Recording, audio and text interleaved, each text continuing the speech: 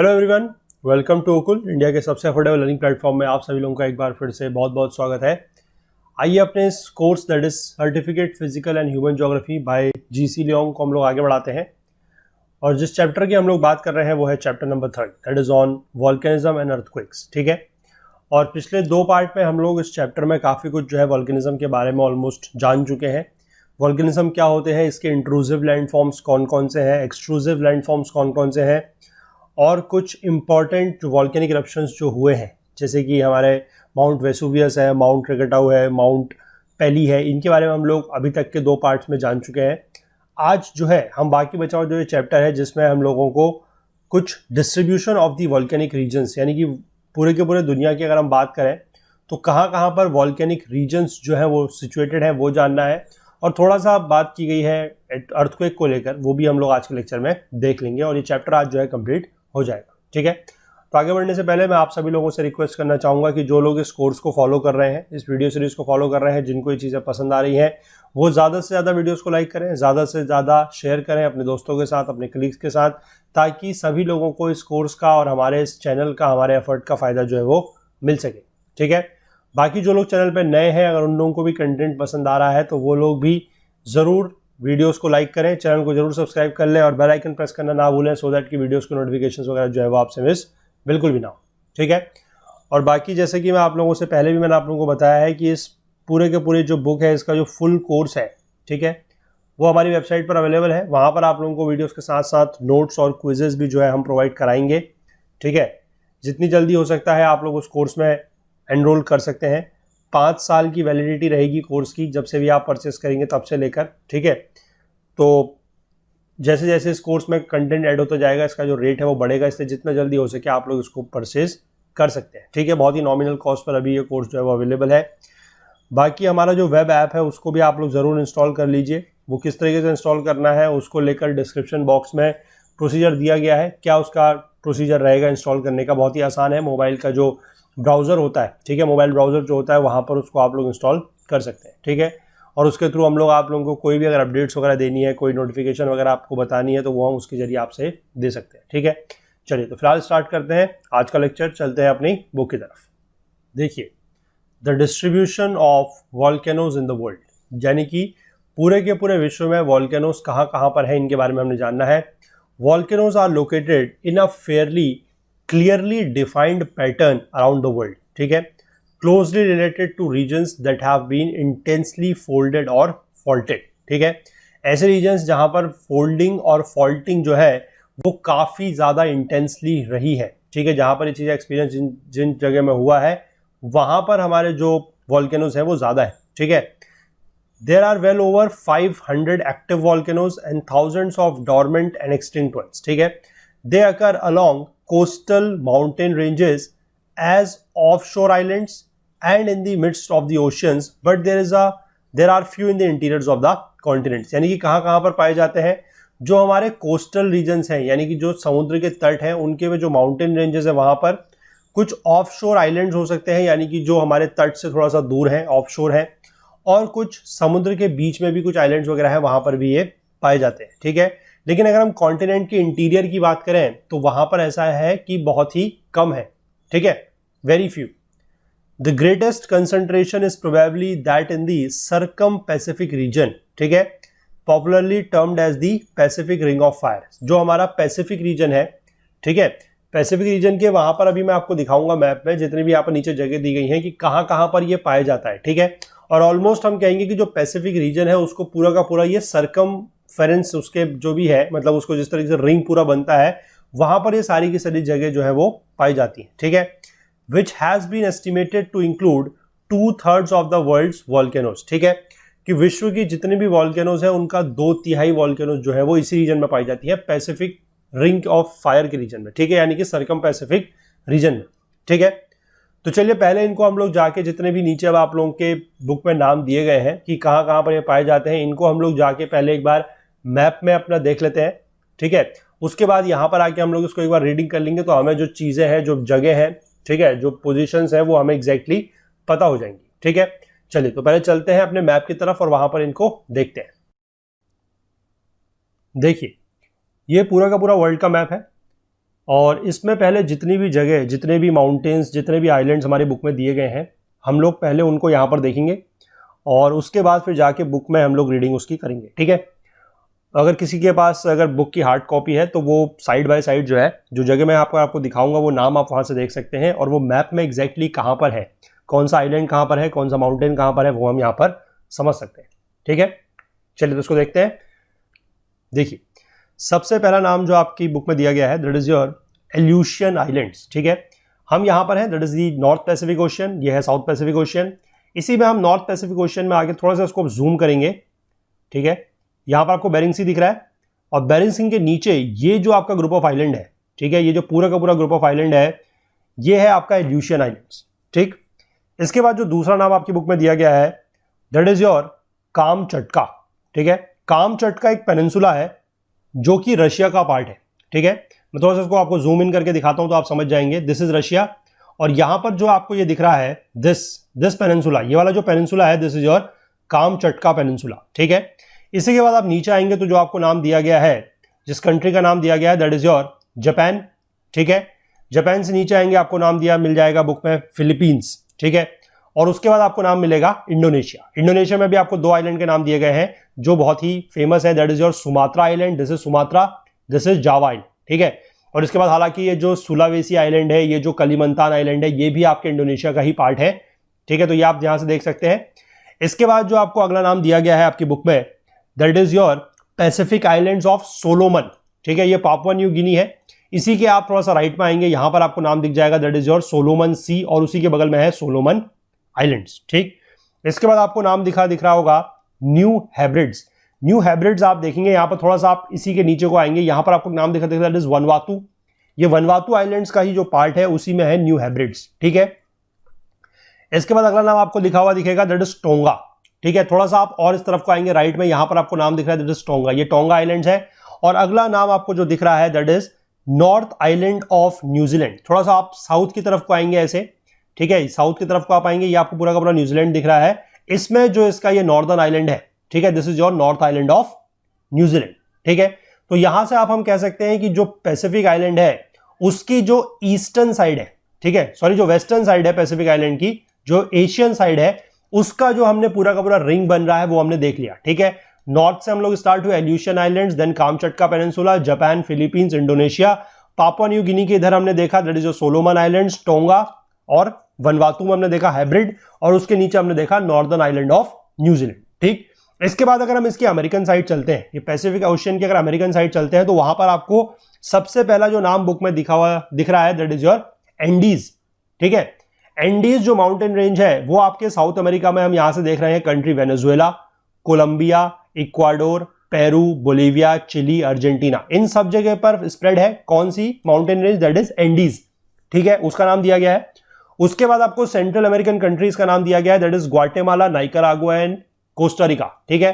थोड़ा सा आप यहां पर ऊपर देखेंगे, जूम इन मैं इसको करता हूं, this is your Guatemala, this is Nicaragua, this is Costa Rica, ठीक है। इसके बाद आपको नाम लिखा हुआ दिखेगा मैक्सिको का, थोड़ा सा ऊपर आएंगे मैक्सिको, और उसी के बाद आपको नाम लिखा दिख रहा है कि ये चीज एक्सटेंड कर रही है अप टिल अलास्का, ऊपर आप आएंगे दिस इज योर अलास्का, ठीक है। तो ये पूरी की पूरी जो यहाँ की एक जो पैसिफिक रिंग ऑफ फायर है या पूरा का पूरा यहाँ पर कंप्लीट हो जाता है।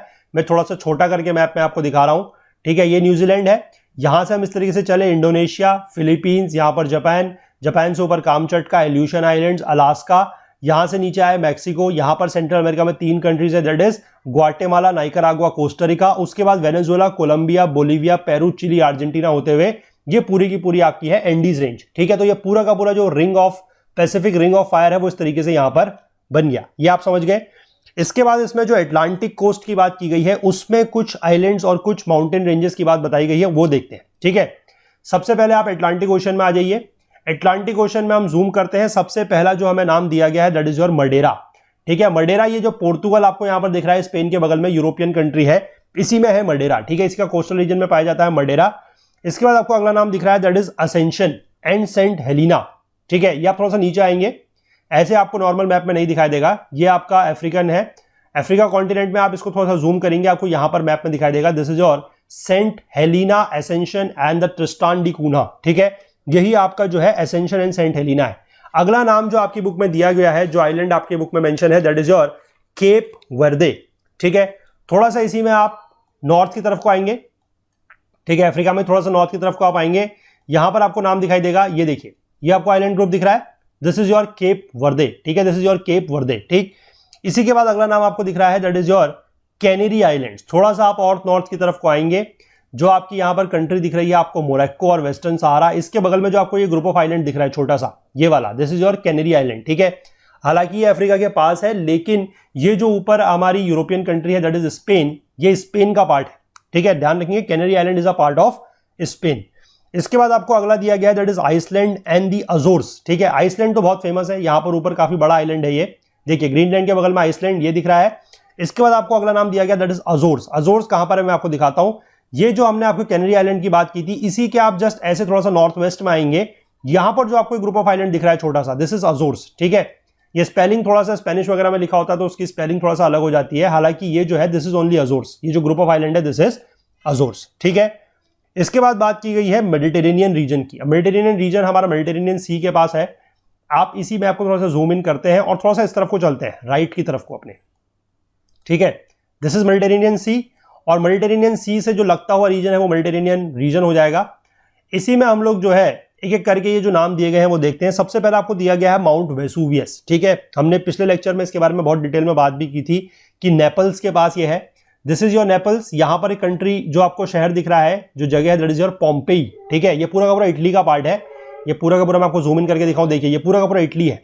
ठीक है, ये इटली है, इसमें आपको यहां पर दिख रहा है नेपल्स, और नेपल्स के नीचे यहां पर आपको जो शहर दिख रहा है दैट इज पोम्पेई। ये भी हमने कल बात की थी कि माउंट वेसुवियस में जब वॉल्केनो आया था तो पोम्पेई को सबसे ज्यादा नुकसान हुआ था। यहां पर आपको ये नाम दिख सकता है, देखिए बहुत साफ तरीके से, दैट इज वेसुवियो। ठीक है, वेसुवियो या वेसुवियस जो है वो यही है। इसके बाद आपको अगला नाम दिखेगा, that is your mount Etna. ठीक है, वो कहां पर है देखिए मैं दिखाता हूं, इटली में ही हम थोड़ा सा यहां पर नीचे की तरफ को आएंगे, यहां पर आपको दिख रहा है दैट इज कैटेनिया, इसी के पास जो है this is your mount Etna. ठीक है, ये देखिए आपको दिख रहा है यहां पर माउंट एटना लिखा हुआ, दिस इज एटना। ठीक, इसके बाद अगला दिया गया है दैट इज स्ट्रोम्बोली। स्ट्रोम्बोली कहां पर है वो मैं आपको दिखाता हूं, यहां से हम थोड़ा सा इधर की तरफ को आएंगे, यहां पर आपको एक नाम दिख रहा है दैट इज गिनोस्त्रा। ठीक है, यही जो है गिनोस्त्रा है, this is only your Stromboli, यहां पर देखिए यह है स्ट्रोम्बोली। ठीक, इसके बाद अगला नाम आपको लिखा हुआ दिख जाएगा, दैट इज वुल्केनो। वो कहां पर है, आप नीचे की तरफ को थोड़ा सा आएंगे, ये आपको दिख रहा है लिपेरी, और इसी के नीचे है वुल्केनो। ठीक है, ये देखिए दिस इज वुल्केनो, ये एक भैया एक आइलैंड है। इसके बाद आपको अगला नाम दिख रहेगा आइलैंड्स ऑफ द एजियन सी या एजियन आइलैंड्स। वो कहां पर है देखिए, जो आपका मेडिटेरेनियन सी है इसी के बगल में आपका एजियन सी है यहां पर। ठीक है, ये पूरा का पूरा मेडिटेरेनियन सी है ये वाला, इसके बगल में आप यहां पर देखेंगे तो आपको दिखाई देगा एजियन सी, ये ग्रीस है, इसी के नीचे this is your Aegean Sea. ठीक है, और ये जो पूरा का पूरा ग्रुप ऑफ आइलैंड है एजियन सी में, these are your Aegean islands. ठीक है, ये आप समझ गए। इसके बाद दिया गया है कुछ हमारे एशिया माइनर की तरफ, यानी कि आप एशिया माइनर या टर्की के रीजन में आएंगे तो टर्की और अर्मेनिया का जो लगभग बॉर्डर है, यहां पर आप देखेंगे, यहां पर आपको एक माउंटेन दिखाई देगा, दैट इज योर अग्रीडागी। ठीक है, अग्रीडागी एक माउंटेन दिख रहा है, अग्रीडागी जो माउंटेन है this is only Mount Ararat. ठीक है, ये माउंट अरारत है। इसके बाद अगला नाम आप लोगों की बुक में लिखा गया है, दैट इज माउंट एल्ब्रस। वो कहां पर है मैं दिखाता हूं, देखिए ये कंट्री दिख रही है आपको अर्मेनिया, इसके ऊपर दिख रहा है जॉर्जिया, इसके ऊपर जो कंट्री है दिस इज योर रशिया, और रशिया में ही आप यहां पर देखेंगे आपको दिख जाएगा माउंट एल्ब्रस, ये देखिए this is your mount Elbrus. ठीक है, इसके बाद कुछ वेस्टर्न जो अफ्रीकन कंट्रीज हैं वहां पर कुछ नाम आपको और दिए गए हैं, जैसे कि Mount Kilimanjaro, Mount Kenya, Mount Cameroon. वो कहां पर है देखते हैं, वापस से हम अपने अफ्रीकन कॉन्टिनेंट में चलेंगे, थोड़ा सा इसको जूम इन करते हैं। देखिए अफ्रीकन कॉन्टिनेंट में आपको यहां पर एक देश दिखाई दे रहा है, दैट इज तंजानिया। ठीक है, और तंजानिया और केनिया के जस्ट बॉर्डर में आपको यहां पर एक नाम दिख रहा है, दैट इज अरूशा, और अरूशा से आप थोड़ा सा ऊपर की तरफ को जाएंगे, यहां पर आपको दिख जाएगा माउंट किलिमंजारो। ठीक है, साफ दिख रहा है माउंट किलिमंजारो। इसी के आप नॉर्थ में जाएंगे, आपको यहां पर दिखेगा केनिया में नैरोबी, और इसी के ऊपर आप देखेंगे यहां पर दिख जाएगा माउंट केनिया। ठीक है, आई थिंक ये मैप में इस तरीके से दिखाने से आप लोगों को काफी फायदा हो सकता है, क्योंकि अगर इसको छोटे मैप में मैं दिखाऊंगा तो फिर एक मतलब ये हो जाएगा कि सिर्फ एक अप्रोक्सीमेशन था, लेकिन यहां पर आपको चीजें जो है वो बिल्कुल एग्जैक्ट दिखाई दे रही हैं। ठीक है, इसीलिए मैंने आपको इस तरीके से दिखाने की यहां पर कोशिश की है। ठीक है, अगला नाम जो आपको दिखाई देगा, आपको दिखाई देगा कि वेस्ट अफ्रीका में माउंट कैमरून है। ठीक है, थोड़ा सा इसको जूम इन करेंगे, वेस्टर्न साइड में आएंगे, आपको देश दिखाई देगा कैमरून। ठीक है, कैमरून का भी आप जस्ट बिल्कुल वेस्टर्न पार्ट में देखेंगे, आपको दिखाई देगा माउंट कैमरून। ठीक है, मैं आपको दिखाता हूं, देखिए कहां पर है, ये है माउंट कैमरून। ठीक है, माउंट कैमरून हो गया। इसके बाद अगला नाम दिया गया है आइलैंड ऑफ माडागास्कर, ये काफी बड़ा सा आइलैंड है, ये आपको पता है, ठीक है। ये देखिए अफ्रीका में यहां पर देखेंगे, this is your Madagascar island, ठीक है। और इसके बाद हमारे कुछ नाम दिए गए हैं of the West Indian islands, यानी कि जो कैरेबियन आइलैंड्स है वो, ठीक है। कैरेबियन आइलैंड्स हमारे कहां पर है, जो हमारा सेंट्रल अमेरिका है वहां पर, ठीक है। यहां पर देख सकते हैं कैरेबियन सी दिख रहा है। इसके बाद यहां पर जो आइलैंड ग्रुप है, these are your West Indian islands, ठीक है। और इसमें सबसे पहला जो दिया गया है नाम, दैट इज माउंट पेली, इसके बारे में भी हम लोगों ने कल बात की थी पिछले लेक्चर में। तो ये हमारा जो मार्टिनिक है, यहां पर है माउंट पेली। इसी के जस्ट साउथ में हम देखेंगे that is your Saint Vincent and the Grenadines, ठीक है, ये नाम दिया गया है। और इसके बाद दिया गया है आपको एक नाम that is your Lesser Antilles, ठीक है। ये जो पूरा का पूरा ग्रुप ऑफ आइलैंड है, starting from the Anguilla, Saint Kitts and Nevis, Antigua Barbuda, Montserrat, Guadeloupe, Dominica, Martinique, Saint Lucia, Saint Vincent and the Grenadines, Barbados, Grenada and Trinidad and Tobago, ये सारे के सारे जो है मिला के बनाते हैं लेसर एंटिलीज, ठीक है। और इनमें से कुछ देश ऐसे हैं जो सॉवरन है, यानी कि जिसमें इनका खुद का राज है, और बाकी कुछ देश ऐसे हैं जहां पर कोई और देश जो है वो उनका राज चलता है, ठीक है। तो ये सारे के सारे जो आपको मैप में जितनी भी जगह दिखाई गई थी, पूरे के पूरे मैंने वर्ल्ड मैप में आपको एशिया का एशिया की साइड में जो आपका पैसिफिक रिंग ऑफ फायर है, वहां से लेकर जितने भी हमारे अटलांटिक ओशियन में है वो, जो भी आपके माउंटेन्स आपके अफ्रीका में है वो, मेडिटेरेनियन रीजन में है वो, जो हमारे एशिया माइनर में हमारे माउंट अरारत, माउंट एल्ब्रस है वो हमने देख लिए। वेस्ट इंडियन आइलैंड्स में हमारे जो माउंट पेली है, सेंट विंसेंट है, ये हमने समझ लिए। तो आई होप कि अब आप ये सारे के सारे जो है वो बहुत अच्छे से अपने मैप में मार्क कर सकते हैं, ठीक है। और आई होप कि आपको इस तरीके से जो मैंने दिखाया है वो बहुत अच्छा समझ में आ गया होगा, ठीक है।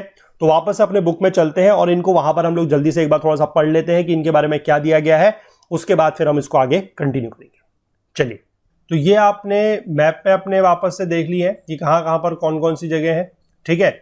चलिए अब हम इसको यहाँ पर एक करके पढ़ते हैं, तो आप लोगों को जो भी जगह यहाँ पर दी गई है वो एकदम आपके माइंड में आ जाएगी कि हमने मैप में वो चीज कहाँ पर देखी है, ठीक है। The chain of volcanoes extend for almost 2000 miles from the Aleutian islands, ठीक है। अल्यूशियन आइलैंड्स मैंने आपको दिखाया ऊपर बेरिंग सी के पास, इनटू द कामचटका, कामचटका आपका जो पेनिनसुला है in the Russia, Japan and the Philippines, ठीक है। इंडोनेशिया में जावा सुमात्रा मैंने आपको दिखाया, और उसी के नीचे को आपको आए तो आपको दिखा पैसिफिक आइलैंड्स ऑफ सोलोमन, ठीक है, जो पापुआ न्यू गिनी है उसके पास सोलोमन, न्यू हेब्रिड्स मैंने आपको दिखाया वनवातु के पास, and Tonga and the North Island of New Zealand, ठीक है। ये एक साइड हो गई पूरी की पूरी इसकी।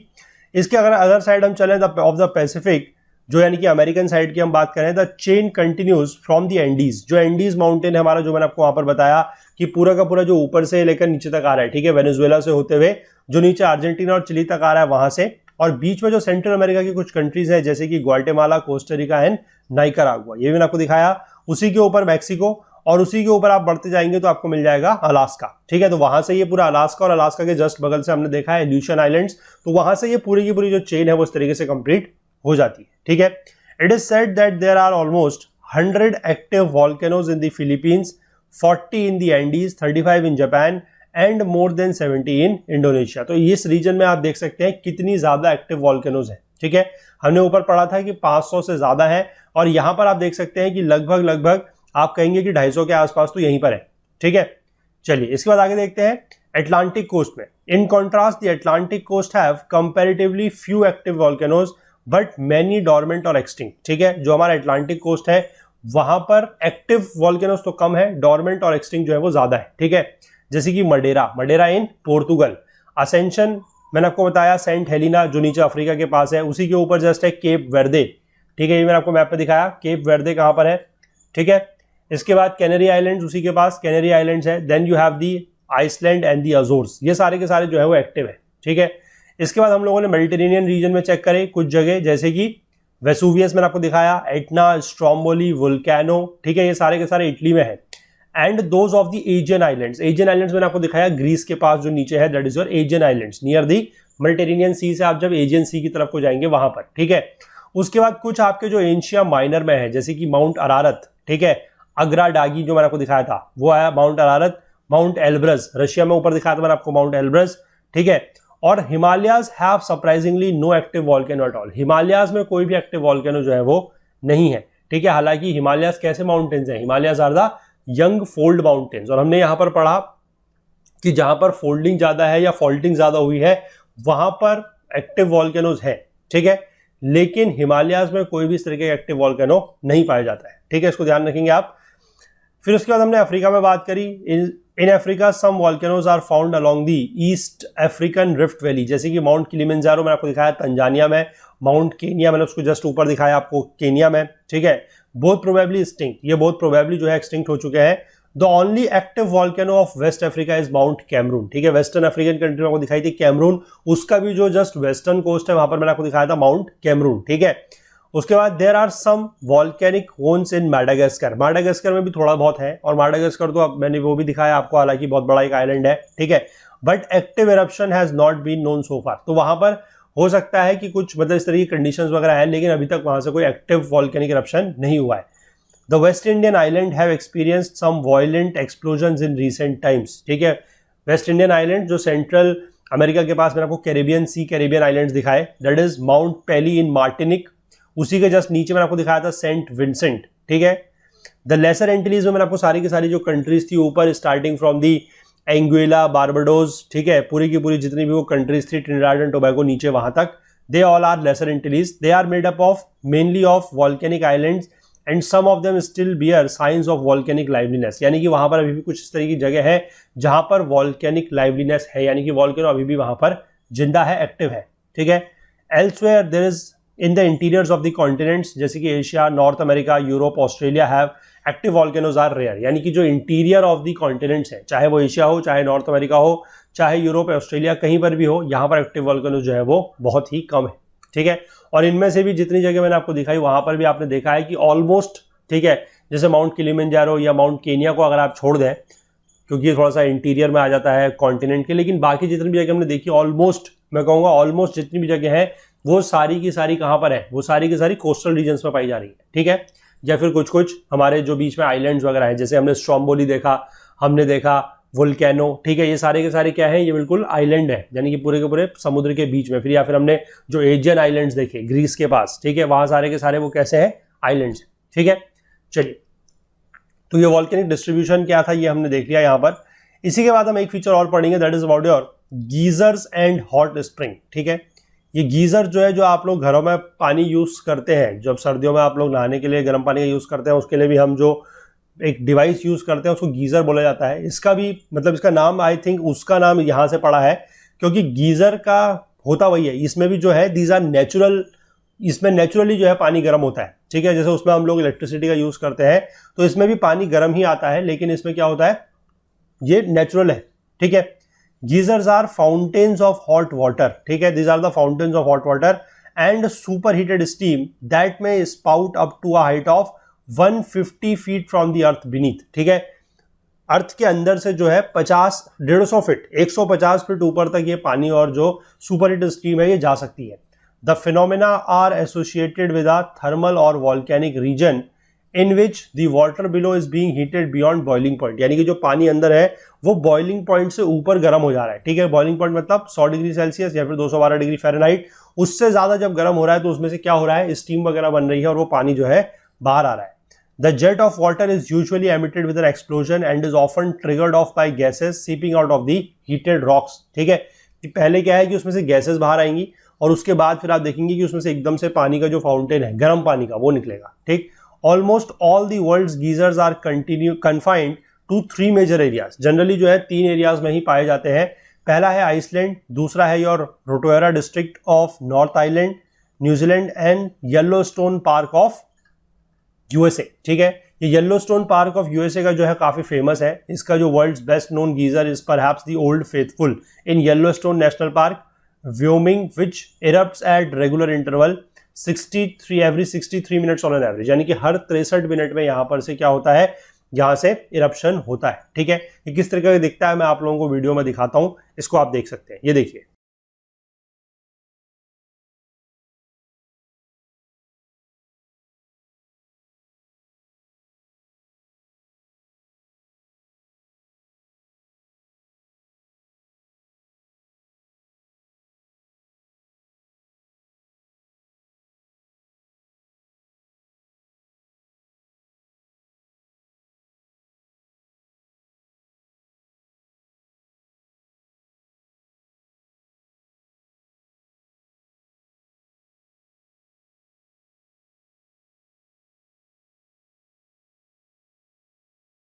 चलिए, तो ये आपने देख लिया कि किस तरीके से जो ओल्ड फेथफुल है येलोस्टोन नेशनल पार्क यूएसए में किस तरीके से उसमें इरप्शन होता है। ठीक है, आई होप अब आपके लोगों के ये माइंड में फिगर बिल्कुल अच्छे से बन गई होगी। ठीक है, चलिए आगे बढ़ते हैं। हॉट स्प्रिंग्स और thermal springs are more common and may be found in any part of the earth where water sinks deep enough beneath the surface to be heated by the interior forces. ठीक है, hot springs या जो thermal springs हैं ये ज़्यादा common है। हालांकि हमने बात करी कि जो हमारे गीजर्स हैं वो सिर्फ और सिर्फ 3 ही जगह में पाए जाते हैं। ठीक है, लेकिन ये जो हॉट स्प्रिंग्स या जो थर्मल स्प्रिंग्स हैं ये कहीं पर भी पाए जा सकते हैं। ठीक है, इसमें क्या है कि जो पानी है, ठीक है, जो पानी है वो अंदर की फोर्सेस से या जो इंटीरियर फोर्सेस है उसकी वजह से क्या हो रहा है, गर्म हो रहा है। The water rises to the surface without any explosion, पानी जो है वो सरफेस पर आता है and that too without any explosion. Such springs contain dissolved minerals which may be of some medical value। ठीक है, कभी कभी इसमें क्या होता है कि इस तरीके कुछ जगहों पे इसमें मिनरल्स पाए जाते हैं। ठीक है, और मिनरल्स पाए जाने की वजह से वो मिनरल जो है मेडिकल वैल्यू के लिए यूज हो सकते हैं। Iceland have thousands of hot springs. Some of them have been harnessed to heat houses, swimming pools and for other domestic purposes. Hot springs and geysers have become tourist attraction in Japan and in Hawaii। ठीक है, इस तरीके के जो जगह है जैसे कि जापान है या हवाई है वहां पर इस तरीके के जो गीजर्स हैं, ठीक है, जो हॉट गीजर्स हॉट स्प्रिंग्स हैं ये एक टूरिस्ट अट्रैक्शन बन चुके हैं। ठीक है, तो स्प्रिंग और गीजर्स में अंतर यह है कि गीजर्स में क्या है कि पानी ज्यादा गर्म हो रहा है, वो स्प्लैश आउट कर रहा है फाउंटेन के फॉर्म में। ठीक है, वो कहीं कहीं पर पाया जाता है, सिर्फ 3 ही जगहों में है। लेकिन हॉट स्प्रिंग जो है वो ज्यादा कॉमन है, इसमें पानी जो है वो गर्म हो रहा है लेकिन वो बाहर सरफेस पे जो आ रहा है वो एक्सप्लोजन के फॉर्म में नहीं आ रहा है। ठीक है, और इसका जो फायदा है आप कह सकते हैं कि आप जो गीजर का फायदा है उसका आप ऐसा कोई यूज नहीं कर सकते। ठीक है, क्योंकि वहां पर पानी इतना ज्यादा गर्म है और फाउंटेन के रूप में पानी बाहर निकल रहा है, आप उसको हार्नेस कैसे करेंगे। लेकिन आप जो स्प्रिंग का पानी है इसमें कुछ मेडिकल वैल्यू हो सकती है क्योंकि इसमें कुछ डिजॉल्व मिनरल्स हैं, तो इनका जो है पॉजिटिव यूज किया जा सकता है। ठीक है, चलिए, तो ये यहाँ पर पूरे का पूरे जो वॉल्केनो को लेकर डिस्कशन था वो यहाँ पर कंप्लीट होता है। इसके बाद थोड़ा सा अर्थक्वेक्स को लेकर बात की गई है, जो भी यहाँ पर दिया गया थोड़ा सा हम लोग उसको देख सकते हैं। हालांकि मैं आप लोगों से पहले भी मैंने आप लोगों को बताया है कि जो हमारी NCERT physical geography fundamentals of physical geography NCERT class 11th है, वहां पर हम लोगों ने इस चैप्टर को दैट इज इस टॉपिक को अर्थक्वेक्स को बहुत ज्यादा डिटेल में डिस्कस किया हुआ है। यहाँ पर तो कुछ भी नहीं दिया है। ठीक है, यहाँ पर मेजर जो बात की गई है वो डिस्ट्रीब्यूशन वगैरह को दी गई है कि कहाँ पर है कहाँ पर नहीं है।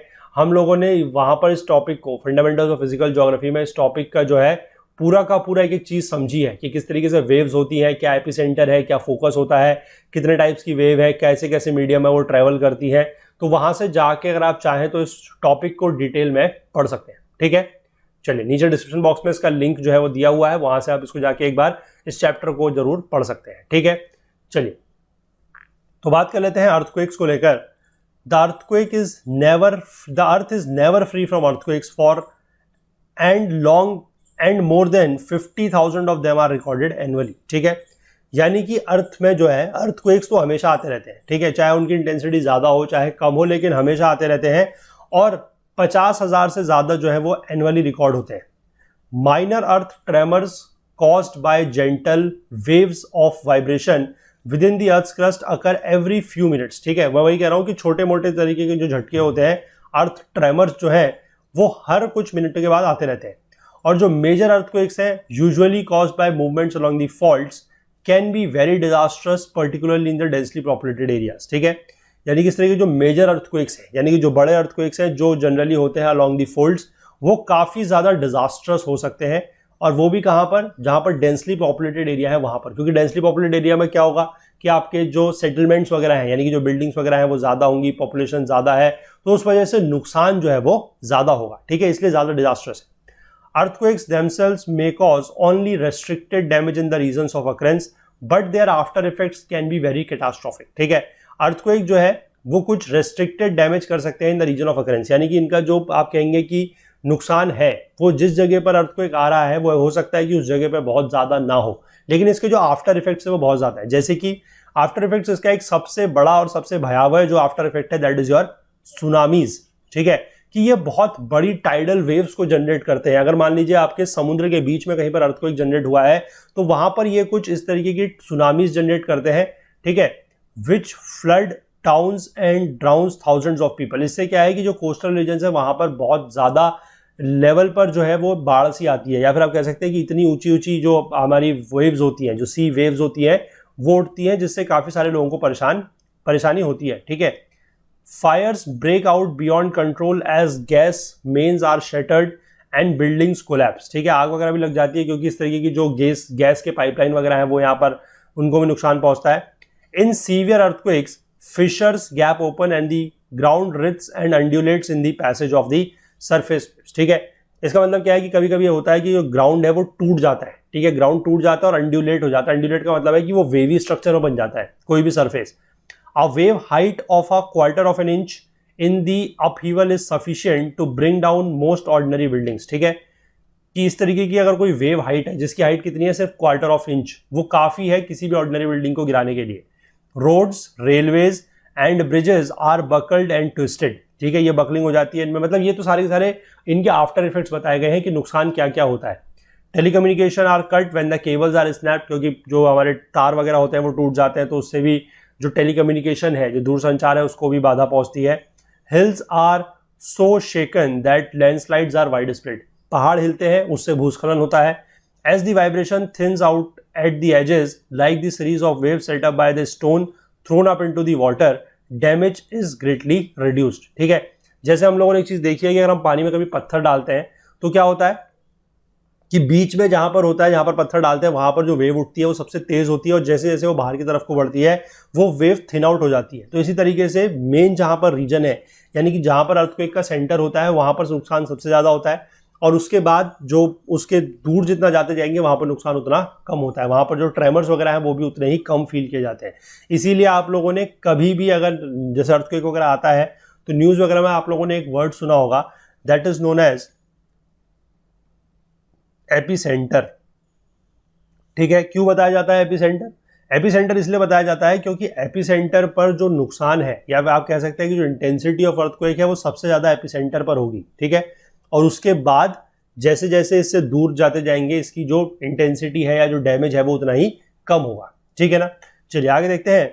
Only the highly sensitive seismograph can record the movements of earthquake waves. ठीक है, कि जो हाईली सेंसिटिव सिस्मोग्राफ्स होते हैं उनसे मूवमेंट ऑफ अर्थक्वेक वेव्स को हम लोग क्या कर सकते हैं, रिकॉर्ड कर सकते हैं। ठीक, कुछ मेजर अर्थक्वेक्स की बात कर लेते हैं। यहाँ पर ये पार्ट ज्यादा ऐसा इंपॉर्टेंट नहीं है, थोड़ा सा पुराने कहाँ पर, वो भी वर्ल्ड के रिस्पेक्ट में बताया गया है, क्योंकि ये बुक जो है आपको पता है कि फॉरेन ऑथर की है, इंडियन तो है नहीं, तो इसलिए इसमें जहां पर भी वर्ल्ड में कुछ बड़े अर्थक्वेक्स आए हैं इन दी पास्ट वो यहाँ पर बताए गए हैं।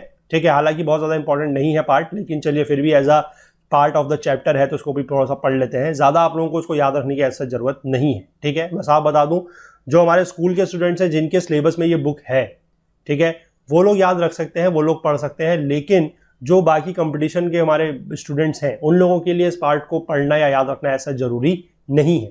ठीक है, इससे ज्यादा बेटर मैं आप लोगों को बताऊंगा कि जो class 11th of fundamentals of physical geography में हमने वहां पर जो डिस्कस किया हुआ है अबाउट दिस अर्थक्वेक, ठीक है, जो उसकी वेव्स के बारे में जो हमने डिस्कस किया हुआ है कि किस तरीके से पी वेव्स होती हैं, एस वेव्स होती हैं, शेडो जोन क्या होता है, किस तरीके से ये ट्रेवल करती है, वो कंसेप्ट समझना, वो कंसेप्ट जानना आपको ज्यादा जरूरी है। यहाँ पर जो ये पुराने मेजर अर्थक्वेक्स के बारे में दिया गया है ये कंपटीशन पॉइंट ऑफ व्यू से इंपॉर्टेंट है, सच उतना नहीं।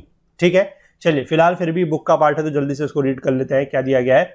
सम major earthquakes, one of the greatest earthquake ever known was the great Lisbon earthquake on 1st November 1755. It originated in an abrupt subsidence of the ocean floor in the Atlantic west of Lisbon. Tidal waves as high as 35 feet were set up which swept across the coastal districts of Lisbon drowning thousands. ठीक है, यानी कि यहाँ पर जो ये 35 feet की ऊंचाई से जो वेव्स उठी हैं, टाइडल वेव्स उठी हैं, ये एक तरीके से सुनामी है या बहुत भारी सुनामी है। ठीक है, 10-12 मीटर की हाइट है लगभग वेव्स की। Most of the buildings collapsed completely and it was estimated that 60,000 inhabitants died. काफी सारी बिल्डिंग्स वगैरह थी जो गिर गई थी और ये माना जा रहा था, ये एक्सपेक्ट किया जा रहा था कि लगभग 60,000 लोगों की इस अर्थक्वेक में मौत हुई है। The effect of the earthquake were felt within 500 miles radius of Lisbon in North Africa and Europe. इन सारी जगहों पर इसका जो इफेक्ट है या जो ट्रेमर्स वगैरह है वो झेले गए और डैमेज भी जगह तक हुआ है। The earthquake on 1st September 1923 that shook the Tokyo and Yokohama, Tokyo and Yokohama Japan में, was equally shocking.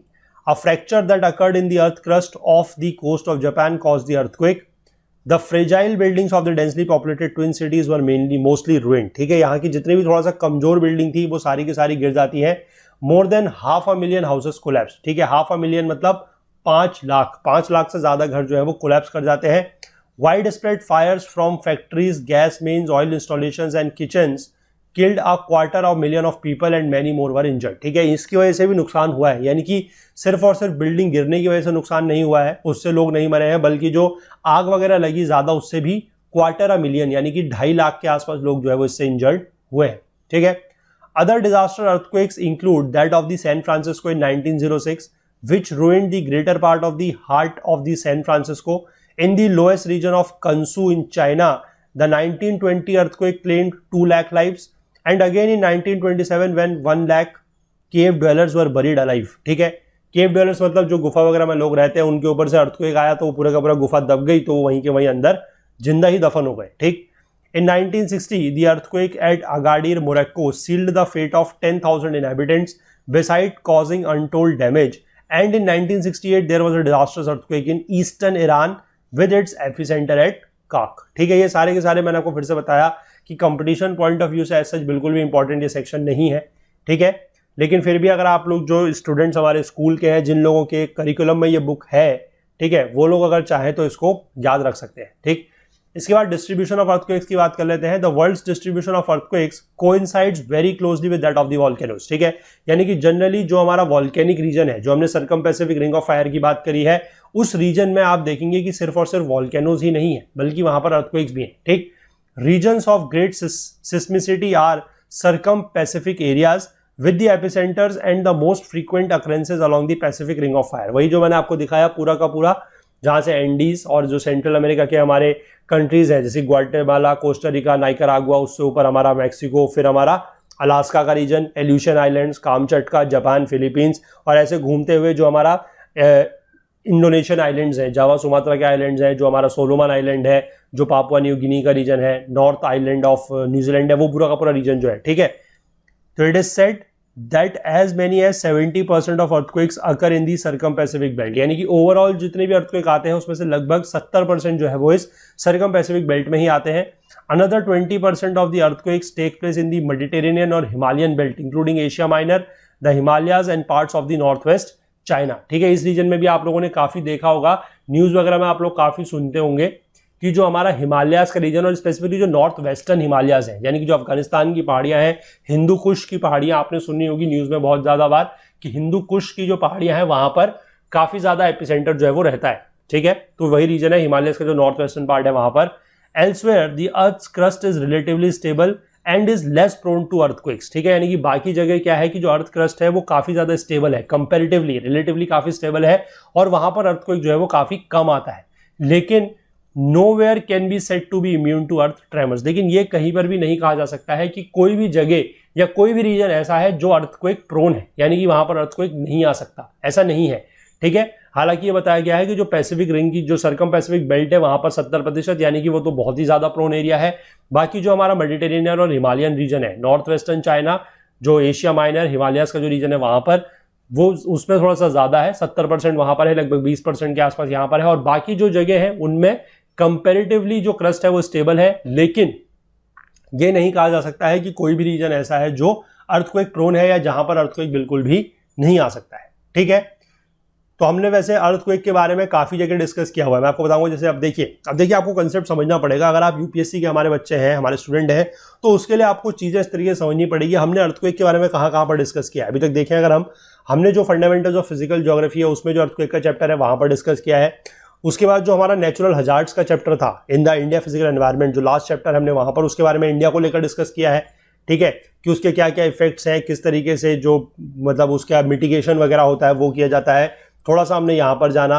तो ये सारे के सारे चीजें अगर आप लोग एक यूपीएससी एस्पिरेंट हैं तो आप लोगों को पूरा का पूरा एक होलिस्टिक व्यू में लेके कंसेप्ट को समझना पड़ेगा और अपना आंसर वगैरह जो है वो उसी हिसाब से प्रिपेयर करना पड़ेगा कि जो भी क्वेश्चन आपसे पूछा जाए, अगर आप लोगों से, अब इसमें क्वेश्चन देखिए बहुत तरीके से पूछा जा सकता है। अर्थक्वेक को लेकर आपसे क्वेश्चन पूछा जा सकता है, जो इसका कंसेप्ट है, इसके बिहाइंड जो पीछे ज्योग्राफी है पूरी की पूरी उसको लेकर।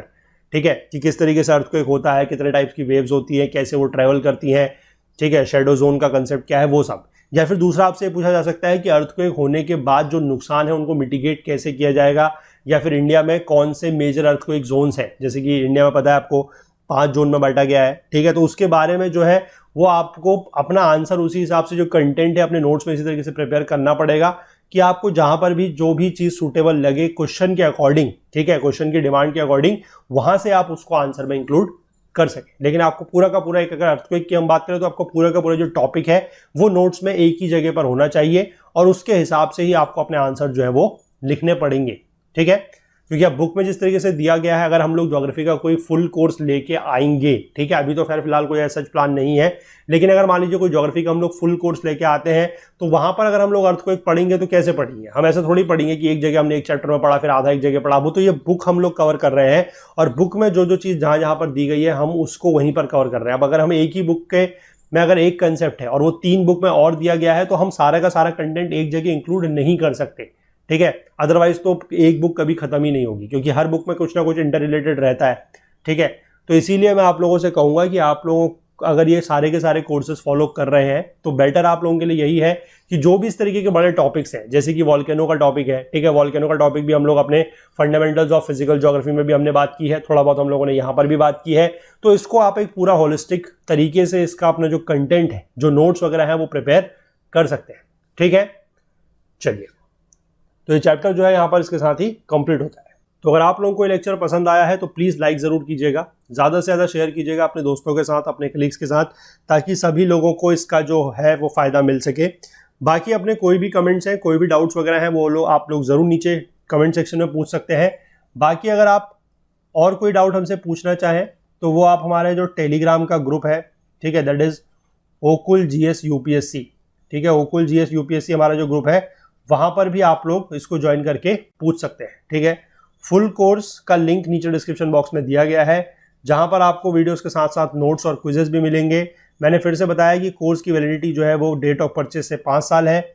अगर कोर्स परचेज करते टाइम आपको कोई इशू आता है, कोई टेक्निकल क्वेरी आप फेस करते हैं तो आप इस नंबर पर व्हाट्सएप कर सकते हैं, दैट इज 9498086380, ठीक है। इस नंबर पर व्हाट्सएप करके आप अपना जो भी डाउट है वो यहाँ से क्लियर कर सकते हैं, ठीक है। बाकी हमसे ज़्यादा जुड़ने के लिए हमारा फेसबुक पेज, ट्विटर पेज और लिंक्डइन चैनल है हमारा, या जो हमारा इंस्टाग्राम का तो है, और ये सब चीज़ें आप ज्वाइन कर सकते हैं क्योंकि वहाँ पर भी आप लोगों को अपडेट्स वगैरह जो है वो वीडियोस कब आती हैं और जो भी है वो आपको वहाँ से भी मिल जाएगा, ठीक है। बाकी अगर आप हमसे कोई और बात शेयर करना चाहें, कुछ भी पूछना चाहें या कुछ बताना चाहें तो उसके लिए आप हमारी जो ईमेल आईडी है ऑफिशियल ओकुल हेल्प डेस्क की, उसको भी यूज़ कर सकते हैं, दैट इज support@okul.co, ठीक है। बाकी ओकुल का जो वेब ऐप है उसको भी आप लोग इंस्टॉल कर सकते हैं, उसका लिंक जो है वो नीचे डिस्क्रिप्शन बॉक्स में दिया गया है कि किस तरीके से उसको इंस्टॉल करना है, ठीक है। और अब आप लोगों को एक चीज़ पता, मैंने बताई थी कल के लेक्चर में भी, कि अब से ये जो बुक है दैट इज GC लियोंग जो चल रही है, certificate physical and human geography, ये डेली पब्लिश होगी सुबह 8 बजे, ठीक है। तो कल से हम लोगों ने इस चीज़ को स्टार्ट कर दिया है, तो इसी तरीके से अब ये रोज चलती रहेगी और 3 चैप्टर हम लोग इसके कंप्लीट कर चुके हैं, सिर्फ 9 चैप्टर इस बुक के बचे हुए हैं। तो जल्द से जल्द हम लोग उनको भी कंप्लीट करके ऑलमोस्ट, मैंने आपको बताया था कि 15 सितंबर तक जो ये पहला पार्ट है वो कंप्लीट हो जाएगा, ठीक है। चलिए, तो मिलते हैं कल के लेक्चर में, तब तक के लिए अपना बहुत बहुत ध्यान रखिएगा। Please do take care of yourself. Thank you, have a nice day, bye bye.